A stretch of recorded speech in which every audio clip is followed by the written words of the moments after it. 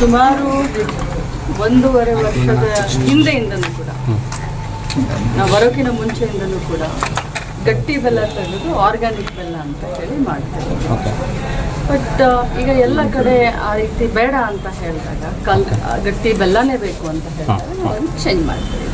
Test ಕಳಿಸಿದ್ರೆ madam, ಟೆಸ್ಟಲ್ಲಿ ಏನು result ಬಂದಿದೆ ಅದ್ರ ಬಗ್ಗೆ? ಟೆಸ್ಟ್ನಲ್ಲಿ ಒಳ್ಳೇದಂತಲೇ ರಿಸಲ್ಟ್ ಬಂದಿದೆ. ಬಟ್ ಪಾಲಕರು ಬೇಡ ಅಂತಂದಾಗ ನೋಡೋಕ್ಕೂ ಕೂಡ ಅದು ಅದಕ್ಕೆ ಕಲರ್ ಹಾಕೋದಿಲ್ಲ, ಸುಣ್ಣ ಹಾಕೋದಿಲ್ಲ, ಕೆಮಿಕಲ್ ಹಾಕೋದಿಲ್ಲ, ಕಪ್ಪಗಿರುತ್ತೆ. ನಾನೇ ಹೋಗಿ ನೋಡಿದಾಗ ಶಾಕ್ ಆದೆ. ಫಸ್ಟ್ ಟೈಮ್ ನಾನು MSPDC ಹೋಗಿ ನೋಡಿದಾಗ ಇದೆಂಥ ಬೆಲ್ಲ, ಹಳೆ ಬೆಲ್ಲ ಅಂತ ನಾನೇ ಕೂಗಾಡಿದೆ. ಆಮೇಲೆ ನನಗೆ ಗೊತ್ತಾಗಿದ್ದು ಆರ್ಗ್ಯಾನಿಕ್ ಬೆಲ್ಲ ಅಂತ. ಸೊ ಅದು ಬೇಡ ಅಂದಿದ್ದಕ್ಕೆ ನಾವು ಮತ್ತೆ ಗಟ್ಟಿ ಬೆಲ್ಲನೇ ಮಾಡ್ತೀವಿ. ಗಟ್ಟಿ ಬೆಲ್ಲ ನಿಶ್ಚಲ ಯಾವಾಗಿಂದ? ನೆಕ್ಸ್ಟ್ ಮೇಡಮ್, ಆಮೇಲೆ ಫುಡ್ ಪೌಡರ್ ತಯಾರಾಗ್ತಾರಂತ ತಮಿಳ್ನಾಡಿಂದ, ಯಾಕೆ ಕರ್ನಾಟಕದಲ್ಲಿ ಆಗೋದಿಲ್ಲ? ಇಲ್ಲಿದ್ದ ರೈತರಿಗೆ ಅದು ಹೆಲ್ಪ್ ಆಗುತ್ತಲ್ವ, ಜೊತೆಗೆ ಒಳ್ಳೆ ಕ್ವಾಲಿಟಿ ಫುಡ್ ಸಿಗುತ್ತಲ್ವ ಅನ್ನೋ ಮಾತು. ಈಗಾಗಲೇ ನಾವು 139 MSPDCಗಳಿದ್ದಾವೆ. ಎಲ್ಲನೂ ಕೂಡ ನಾವು ಹೊಸದಾಗಿ ಮಾಡಲಿಕ್ಕೆ ಬರ್ತಿದ್ವಿ. ಹೊಸ ಮಷಿನರಿಗಳು, ವೈಜ್ಞಾನಿಕ ಲ್ಯಾಬ್ಗಳನ್ನು ಎಲ್ಲ ರೀತಿಯಾಗಿ ಮಾಡ್ತೇವೆ. ಇವೆಲ್ಲ ಆಗಿದ್ದು 15 ವರ್ಷದ ಹಿಂದೆ. ಸೊ ಅಷ್ಟೊಂದು ಮಾಡರ್ನೈಸೇಷನ್ ಇದನ್ನು ಮಾಡಲಿಕ್ಕೆ ಆಗೋದಿಲ್ಲ. ಅದರಲ್ಲಿ ಪೌಷ್ಟಿಕಾಂಶ ಇರಬೇಕು, ಏನೇನು ಮಿನರಲ್ಸ್ ಇರಬೇಕು, ಎಷ್ಟು ಪ್ರಮಾಣದಲ್ಲಿ ಏನೇನು ಹಾಕಬೇಕು ಅನ್ನೋಂಥದ್ದು. ಆಮೇಲೆ ಇದು ಏನು ನೀವು ಹೇಳ್ತಾ ಇದ್ದೀರಲ್ಲ, ಇದು ಪೌಷ್ಟಿಕ ಪೌಡ್ರ್ ಬಗ್ಗೆ, ಇದು ಸುಪ್ರೀಂ ಕೋರ್ಟ್ನಿಂದ ಆರ್ಡರ್ ಆಗಿ ಬಂದಿರೋದು. ನಾವು ಹೊಸದಾಗಿ ಹೋಗಿ ಯಾರಿಗೆ ನೀವು ಮಾಡಿ ಅಂತ ನಾವು ಇದನ್ನು ಕೊಟ್ಟಿಲ್ಲ. ಸೊ ಸುಪ್ರೀಂ ಕೋರ್ಟ್ ಡೈರೆಕ್ಷನ್ ಮೇಲೆ ಒಮ್ಮೆ ಅಲ್ಲ 3 ಬಾರಿ ನಾವು ಇದರ ವಿರುದ್ಧ ಹೋಗಿದ್ದೀವಿ. ರಾಜ್ಯ ಸರ್ಕಾರ ನಾವು ಬೇಡ ಅಂತ ಹೋದಾಗ ಸುಪ್ರೀಂ ಕೋರ್ಟ್ ಕೊನೆಯ ಹಂತದವರೆಗೂ ಹೋರಾಟ ಮಾಡಿದ್ದೀವಿ. ಕೊನೆಯ ಹಂತದಲ್ಲಿ ಅವರ ಪರವಾಗಿ ಆದಾಗ ನಾವು ಒಂದು ಕಂಡೀಷನ್ ಹಾಕಿದ್ದೇವೆ.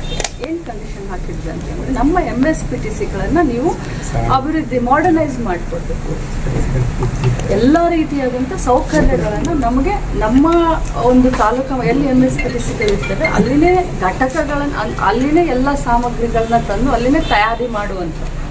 ಸೊ ಅದಕ್ಕೋಸ್ಕರ ನಾವು ವೇಟ್ ಮಾಡ್ತಾ ಇದ್ದೀವಿ. ಸುಮಾರು ಒಂದು 200 ಕೋಟಿ ಇನ್ವೆಸ್ಟ್ಮೆಂಟ್ ಮಾಡ್ತಾ ಇದ್ದಾರೆ.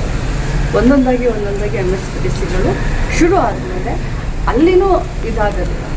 ನಮ್ಮ ಜಿಲ್ಲಾ ಮಟ್ಟದಲ್ಲೇ ಈ ಪೌಡರ್ ರೆಡಿ ಆಗುತ್ತೆ ಮತ್ತು ಪೌಷ್ಟಿಕ ಆಹಾರ ಮಕ್ಕಳಿಗೆ. ಮೇಡಮ್, ಈಗ ಗ್ಯಾರಂಟಿ ಯೋಜನೆಯಲ್ಲಿ ಹಣ ಮಹಿಳೆಯರಿಗೆ ಬರ್ತಾ ಇದೆ, 2 ತಿಂಗಳಿಂದ ಹಾಗೆ ಇದೆ ಅಂತ